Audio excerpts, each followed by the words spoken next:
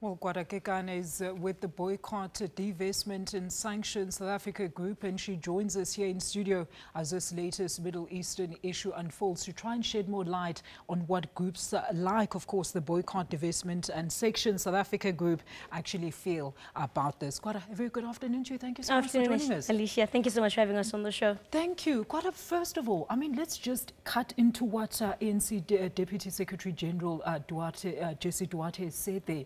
Threats to cut ties with Israel, and of course those ongoing conversations that they do stand firmly with the Palestinian people, and they feel that Donald Trump has gone and stuck his nose where it doesn't belong, or even better yet, thrown a grenade in the tensions that are currently in between Israel and Palestine. Absolutely, Alicia. I think the first thing is that, the move by the Trump administration to, have the U.S. embassy in Jerusalem. Number one, it's an open assault on the Palestinian people, and it should be rejected by all peace-loving peoples in South Africa, but also globally as well.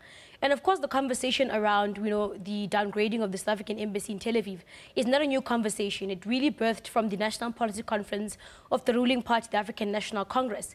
And there's been ongoing discussions in terms of really does the embassy in Tel Aviv serve our national interest.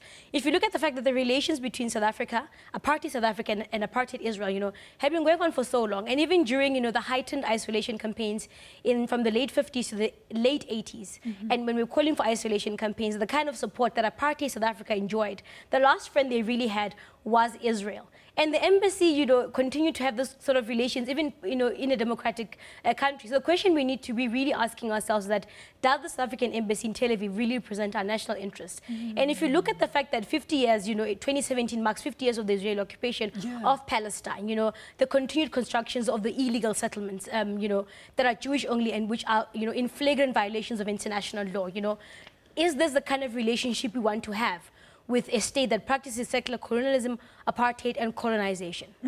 But I mean, when we broaden that conversation to our very own ties now with the US, I mean, do you think that this could be in any way be detrimental to the current ties that South Africa enjoys with the US?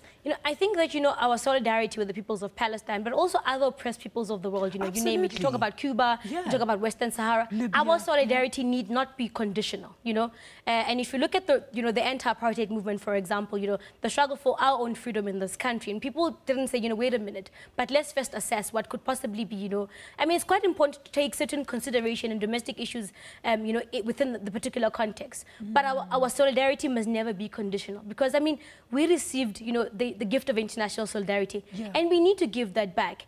And when you look at the Palestinian and South African relations, especially the national liberations kind of, relationships that existed, the fact that, you had the PLO comrades training with ANC comrades in the camps, and the kind of support that we received from the Palestinian people, we are the last people or the last country really that needs to be selling out where Palestine is concerned. Kwara, a lot of people are asking this, like, what authority would then President Donald Trump have to declare or recognize Jerusalem as, of course, the capital? And of course, at the back of the travel ban, does he have the authority?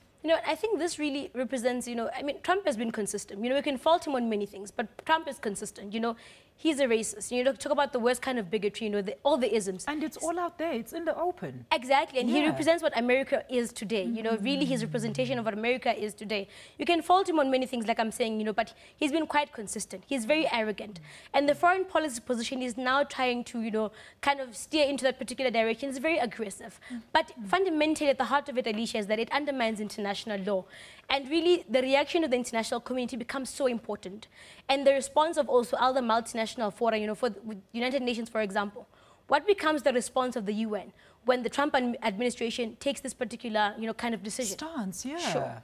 Kwara, this brings me to my next question. I mean, this decision, how does it then affect the current peace efforts in the region? Because we do know that the U.S. hasn't been very pivotal when it comes to trying to find treaties or peace talks and actually be pivotal in directing those peace talks between these two warring sides. And the first point of departure, Alicia, is that you can't have peace that's divorced from justice. Absolutely. And that's the first point of departure. But what Trump's administration has done is that they've preempted the negotiations of the peace outcomes, And one would, in terms of where the Israeli and Palestinians are concerned, in terms of looking to the US, and the involvement in the peace negotiations, they've effectively preempted the outcomes of the peace negotiations. But what's fundamental, what the Palestinians are saying is that a Palestinian state can be established and should be established with Jerusalem as his capital.